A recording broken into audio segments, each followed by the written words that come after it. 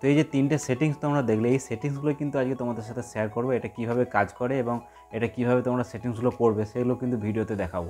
তো বুঝতে পারছো ভিডিওটা কিন্তু খুবই কাজের হতে চলেছে, তাই ভিডিওটাকে অবশ্যই একটা লাইক তোমরা করে দেবে আর চ্যানেলটাকে কিন্তু অবশ্যই সাবস্ক্রাইব করে আমার পাশে থাকবে। তো চলো এবার সেটিংসগুলো দেখে নিই। তো প্রথমে যে সেটিংসটা তোমাদেরকে দেখাবো, এই যে ফিঙ্গারপ্রিন্ট সেন্সারটা ধরে ওপর থেকে নিচে দিয়ে টানলে কিন্তু চলে আসছে আমাদের নোটিফিকেশান প্যানেল। এই নোটিফিকেশান প্যানেল চলে আসছে, আবার ওপর দিয়ে তুললেই কিন্তু নোটিফিকেশান প্যানেলটা চলে যাচ্ছে, দেখতে পাচ্ছ। এই যে এইটা কীভাবে করবেন সেটা করার জন্য তো আমাদেরকে চলে যেতে হবে সেটিংসে গিয়ে এবার চলে আসতে হবে একটু নিচের দিকে অ্যাডভান্স ফিচার্সে আসার পর তোমাদেরকে আসতে হবে মোশন অ্যান্ড গেস্টার যে অপশানটা পাচ্ছ সেখানেতে চলে আসতে হবে। তারপরে দেখো ফিঙ্গারপ্রিন্ট সেন্সার গেস্টার, এটা একদম লাস্টে আছে ফিঙ্গারপ্রিন্ট গেস্টার সেন্সার, এটাতে কিন্তু চলে আসতে হবে। তারপরেই যে সুইচটা তোমরা দেখতে পাবে এই সুইচটা কিন্তু অন করে দিতে হবে। তাহলেই দেখো ওপরে দেখো এখানে একটা অ্যানিমেশনের মাধ্যমে তোমাদেরকে দেখিয়ে দিয়েছে এটা কীভাবে কাজ করে। দেখো ফিঙ্গারপ্রিন্ট সেন্সারটা ধরে ওপর থেকে নিচের দিকে নামালেই দেখো আমাদের নোটিফিকেশান প্যানেলটা আমরা পেয়ে যাচ্ছি। তো ঠিক আছে, তো এইভাবেই কিন্তু এটা কাজ করে, তো এটা তোমরা ইউজ করতে পারো।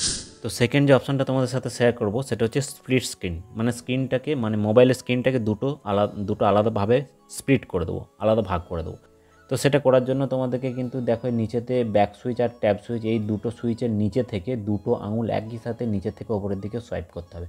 তাহলে কিন্তু দেখো দুটো আলাদা কিন্তু স্ক্রিন আমরা পেয়ে যাচ্ছি, নিচে দেখো একটা আলাদা স্ক্রিন, ওপরে দেখো একটা আলাদা স্ক্রিন।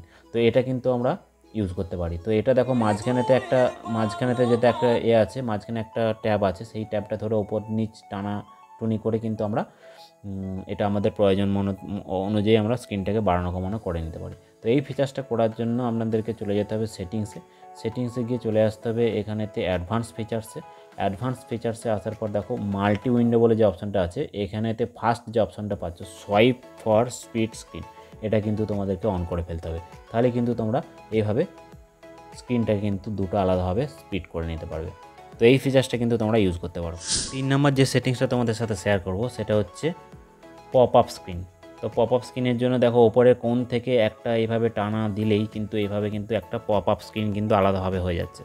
তো এটা কিন্তু আমরা ইউজ করতে পারি। আর দেখো ব্যাকগ্রাউন্ডে কিন্তু আমাদের কাজ চলছে। তো এখানেতে পপ আপ স্ক্রিনটা কীভাবে করবে, এই সেটিংসটা ইউজ করার জন্য তোমাদেরকে চলে যেতে হবে আবারও সেটিংসে গিয়ে তোমাদেরকে চলে আসতে হবে আবার ওই একই অ্যাডভান্স ফিচার্সে ওই মাল্টি উইন্ডোর আন্ডারে যে সেকেন্ড যে অপশানটা তোমরা দেখতে পাচ্ছ swipe for pop up view, এটা কিন্তু তোমাদেরকে অন করে ফেলতে হবে। তাহলেই কিন্তু তোমরা এভাবে কিন্তু একটা পপ আপ উইন্ডো কিন্তু তোমরা পেয়ে যাবে।